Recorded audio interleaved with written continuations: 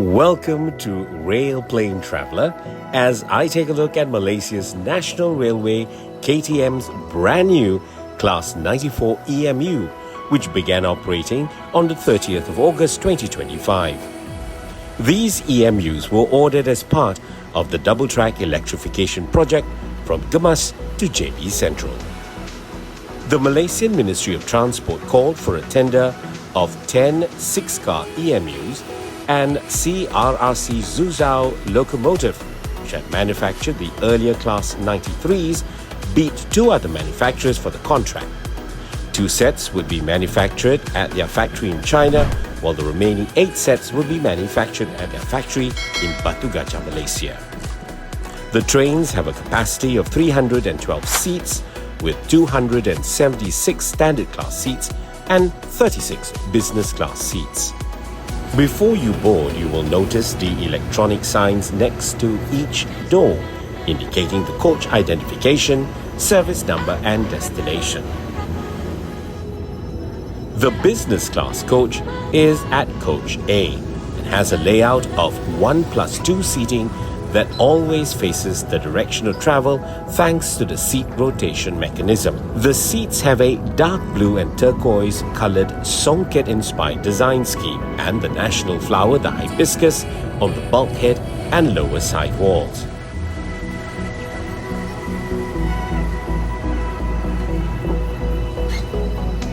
The business class cabin have closed overhead baggage compartments similar to an aircraft cabin. But this also means it is slightly lower and I managed to hit my head once on this trip. The compartment is large enough to fit a 20-inch roller bag. Larger bags can be stored at the luggage rack near the door across from the toilet. The seats are very firm, or should I say, uncomfortably hard, and not as nice as the seats on the earlier EMUs. Each seat has a footrest and 3-pin plugs and USB outlets for keeping your laptop and phone juiced throughout your journey. A coat hook is also on the seat in front of you. However, the seat pitch is rather limited, as the seat rotating mechanism takes up the space where one could normally place your legs. The seats have a recline button on the side, reading lights overhead each seat. If it gets too sunny, a blind can be lowered, but really, is there a need to have branding plastered on it? Business class seats are equipped with personal videos. There are, however, no movies or programs loaded.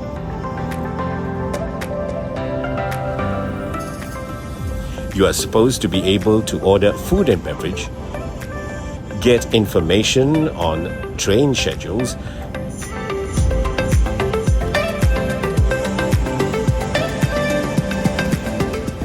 and there was, strangely, Netflix loaded. But who would be dumb enough as to log in using your own account on a public video like this? Live location of the train is available, but only tracks the train as far as Labis. Is this because the train is so new that the software hasn't been installed or updated yet? Wi-Fi is also available and the download speed is good. But remember, you are in a moving train and the signal strength will vary throughout the journey.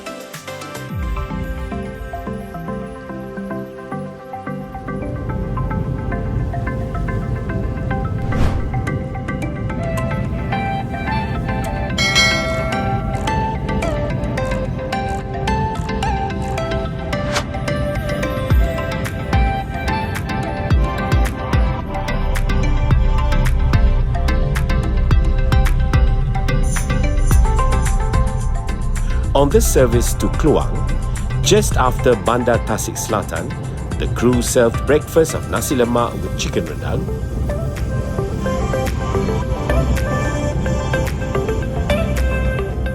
a muffin, mineral water, coffee or tea, with a snack box containing salted peanuts, orange juice, and headphones.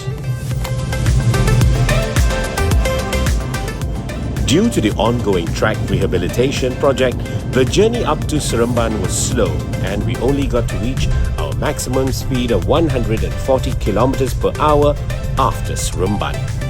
Before I show you the standard class seats in detail, let's have a walkthrough from Coach A to Coach F.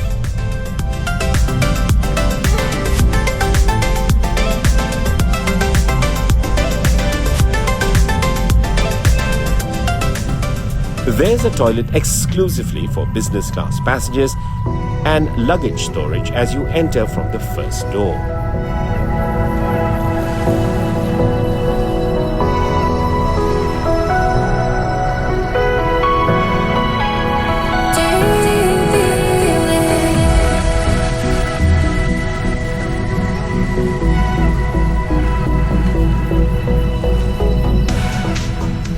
Left is the luggage storage for Coach B, and on the right, the resting booth for the crew.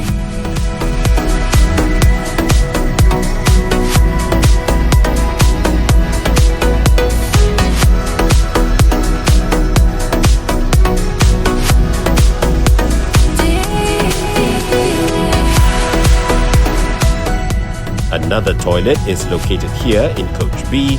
Once again, the door has to be manually opened by sliding it.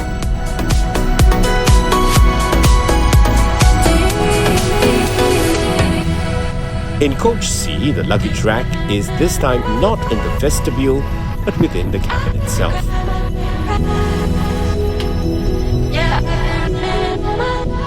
Because of the location of the seats on the right, it's a bit of a squeeze if the seats are in a reclined position. This is the F&B sale area, or bistro, or sometimes they call it the cafe. There are, however, no seating here, and all food has to be purchased and taken to your seat.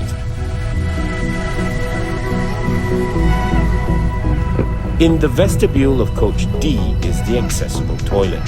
This toilet door is opened and closed by power assist by pushing on a button.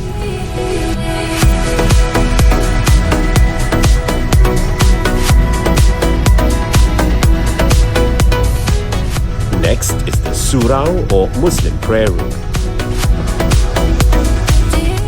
Once in the cabin itself, there are the wheelchair seating area.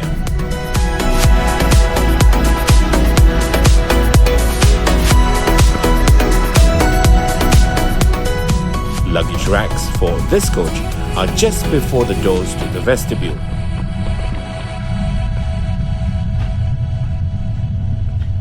Coach E has another toilet. Once again, it can be a tight squeeze. The seats are in recline.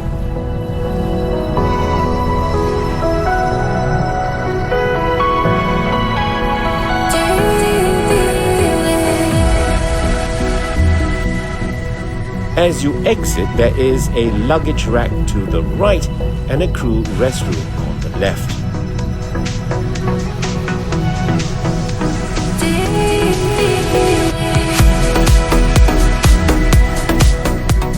Coach F is the coach with the most seats, and the racks for luggage is just before the door into the vestibule.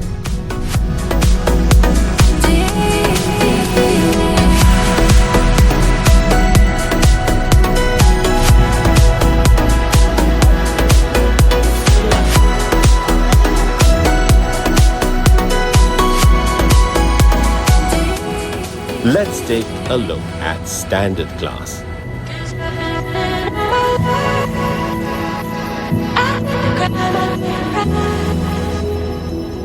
The seats are in a 2+2 configuration and face the direction of travel. The color scheme is the same as business class with a different pattern on the seat covers. Route information are displayed on monitors located on the bulkheads and video monitors on the ceiling above the aisle.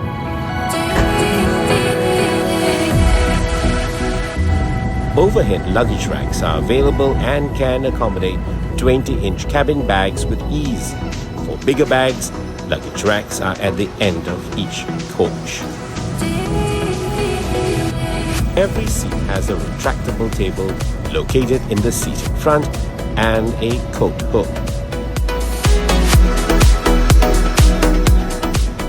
However, seats located in the front of the bulkhead have a table that can be pulled up from the sidewall.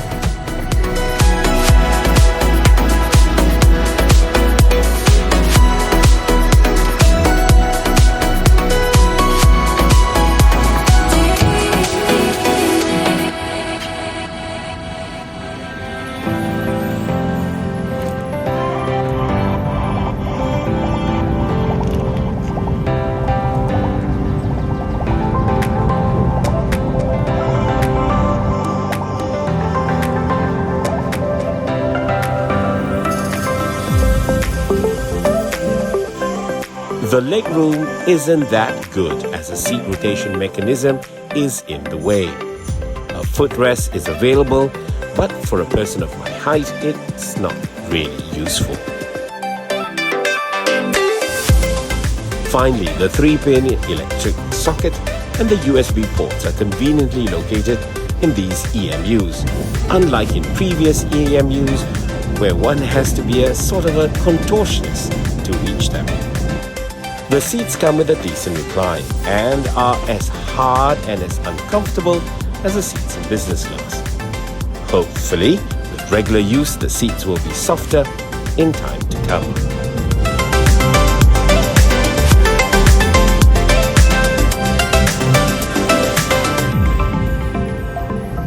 The windows have shades that can be lowered, and thankfully these have no hideous branding on them. These new Class 94s have the look and feel of any modern train, and the attempt at adding some Malaysian design elements is appreciated, but in business class, a bit of editing and restraint would have made it better. The installation of seat rotating mechanisms in standard class is the biggest plus point, finally eliminating the chance of getting a seat that is backward facing. But the seat themselves are uncomfortably hard and have reduced legroom. The bistro or cafe have more space for passengers to stand, but the crew seem to be sandwiched in a much smaller space. The ride quality surprisingly wasn't as smooth even on the new tracks after Gemas. If asked to compare the previous EMUs, I would say my favorite is still the Class 93/2, which is more comfortable and has a much nicer interior design and external livery. Well, I hope you enjoyed this video. Thanks for watching, and do share, like and subscribe.